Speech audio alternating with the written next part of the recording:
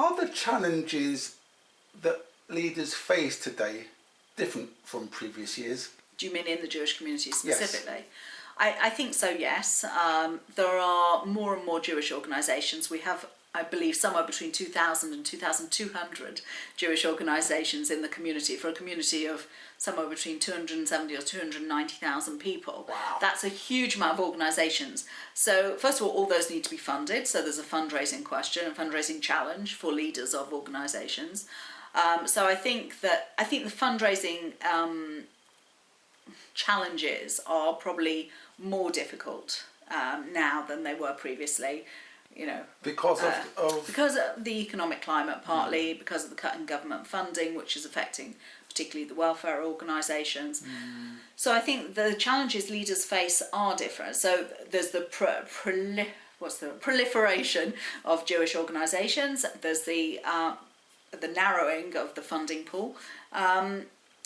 Is it more difficult to get some people to give, whereas a previous generation might have felt it part of their being to actually give money to support Jewish organisations? On the other hand, you've got so many exciting initiatives springing up nowadays, whether they're part of the establishment or whether they're part of the creative community that's actually looked at the community and said, I can't find anything for me here, I want to set up something new. So there are tons and tons of things. A lot of small independent minyanim have been set up. You've got grassroots Jews and wandering Jews and the Carlebach Minyan, and then you've got other exciting initiatives like one of our Adam Science alumni has set up the Community Lovers Guide to the Jewish Community, which is going to be an online resource that you know, he came up with the idea and wanted to do that. But then you have the established organisations who are also looking to be innovative and entrepreneurial and to create new things. So yes, times have changed, but I think the possibilities and opportunities now are even greater maybe than they were in the past. And maybe if the generations of previous years, Nicky, had the leaders that we have today, things might be different. Yes, although the leaders, the elders of this community held it and nurtured it and grew it, and we have great shoulders to stand on because they sustained this community. You know, the big names of this community have brought us to a place where we are today. What the communal organisations now need to do is to make the leadership more diffuse. But I think we owe a huge debt of gratitude to those communal elders who brought the community to where it is now. And with you saying there's over 2,000 community organisations, your organisation is needed more than ever. Well, that's what we think, and to be truthful, we didn't want to set up a new organisation to do this. We wanted to be part of the community, and that's why being a project of the Jewish Leadership Council is really important to us. And it also gives us the broad platform to be able to talk to everybody right across the community. And obviously the support that UJA has given us as well has brought us to this point. Do you think this project, this initiative, could be extended internationally as well? That's also an interesting question. We are making global connections. In fact, there's a delegation of 15 or 16 Jewish communal professionals going to Israel this Sunday for the World Council of Jewish Communal Service Conference in Jerusalem, which is amazing from this community. So we will make connections there with people from right across the world. And this is part of our remit in terms of making these global connections. We have somebody working for us actually part-time in America trying to map all these opportunities and connect us to organisations there. Whether America, for example, is very different in terms of the setup of the community, the federated system, and each federation does have its own leadership programme and leadership development department. So I think that a number of them are very well set up, but where lead can be bring added value to the community is making the connections with those programs and giving people the ideas that have been tried and tested in other communities that we can benefit from here. And also things, there are webinars going on all over the world that people can very easily access if we only give them the portal to do it through. And how does one become a candidate for lead? It depends which program it is. Right. So if it's the Adam Science program, we have a recruitment process, which this year will be in August, to start the program in November. So people will apply online and go through a selection process. We have interviews, we have personal interviews, then we have group interviews. And one thing that's exciting about the Adam Science selection process is that the pool of people who do the interviews are graduates of the program. So they help with the selection of the next year group. It depends. If it's Step Up to Lead, for example, was an open program. We just advertised it everywhere, and whoever wanted to do the program could do the program. It depends very much which particular aspect of our work somebody wants to get involved with, and we would have to tell people. So they could be a lay leader, they could be a professional leader, they could just want to get involved in the community and find a program that's going to help them to do that. So they would need to contact us. Can you give us an example of a professional leader?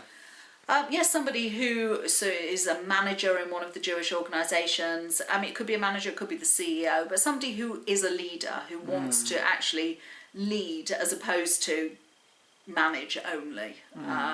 So that's somebody who works in one of the organisations. The lay leader is somebody who sits on one of the committees through to somebody who chairs the organisation. Obviously, lay leaders are volunteers, but when we talk about leaders, we mean a volunteer who is taking responsibility for something. And after graduation, does LEAD offer assistance in job placements? Do you mean job placement in it? Depends if it's professional or lay leaders. Right. If it's a professional leader, the chances are they've come because their organisation has sent them on the programme, so they will continue in that organisation with extra skills, hopefully. If they're a lay leader and they're an aspiring leader and they're not involved in an organisation, then yes, we would help them get involved and match them to a Jewish organisation. But again, we may be running programmes for people who are already lay leaders in the community, in which case they'll carry on in their organisation. And can you tell Jewish Online Magazine, Nicky, about some of the achievements of LEAD? We're only very new, so some of our achievements since November. We have, last week, we ran the 20th anniversary event of the Adam Science Foundation Leadership Programme, which is a partnership programme between the Adam Science Foundation and it was historically for the last 12 years UJIA, and now LEAD is the new partner with UJIA support. We had the Chief Rabbi in conversation with Ron Chaifetz, who's Professor of Leadership at Harvard, and it was chaired by Carolyn Bogush, who's Chair of Limud, the organisation, but she's also a graduate of the programme and an alumna of the Adam Science programme. So that was a great event, and we showcased some of the people who have been through the programme, together with Stephen Lewis, who's the Chair of Jewish Care, who spoke about his connection to the programme. So that was a great achievement. We had 250 people there. We've produced a wonderful publication which has essays about leadership from some of our alumni, and if anybody wants a copy of that, they should get in touch. I'm very happy to send out those publications. So that's one achievement. We also ran Step Up to Lead, which is this 4-part programme. We had 10 people go through that programme. We've also brought together a group of consultants who are people who do leadership development outside of the community. And the idea is that we will be very soon offering them to communal organisations. If they're looking for a consultant, somebody to help them in their organisation, they can approach this pool of people and we will make the connections with them.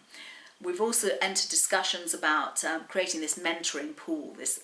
I like to think of it as a cascade. So somebody will mentor somebody who will then mentor somebody else and mentor somebody else. So we create this lovely cascade through the community. So we've started conversations about how that will work, and we hope to have a pilot. Particularly, actually, we're going to focus in our pilot on women, because this is one of the recommendations of the Commission for Women in Leadership. the JLC survey that went on and is just about to report. So we're going to start with that pilot starting in the summer. We've also been mapping information about different leadership opportunities around the world. So when our website is up, we'll be able to give people access to those. And as I said, the trustee drive that we had back in December for Adam Science alumni, when we matched people, I think was a great achievement and a good start to what we hope to do.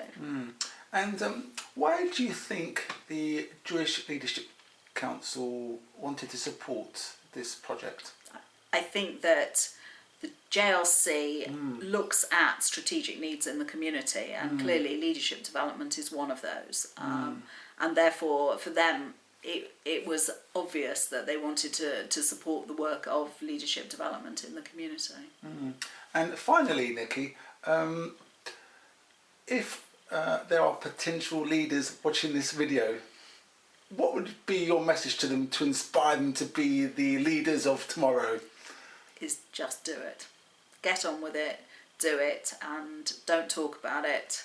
Just make a start and get in touch with either an organisation or get in touch with us. Okay. Nicky Goldman, thank you for speaking about LEAD. It's been really, really interesting and informative, and once again, thank you for joining Jewish Online Magazine. Pleasure. Thank you very much.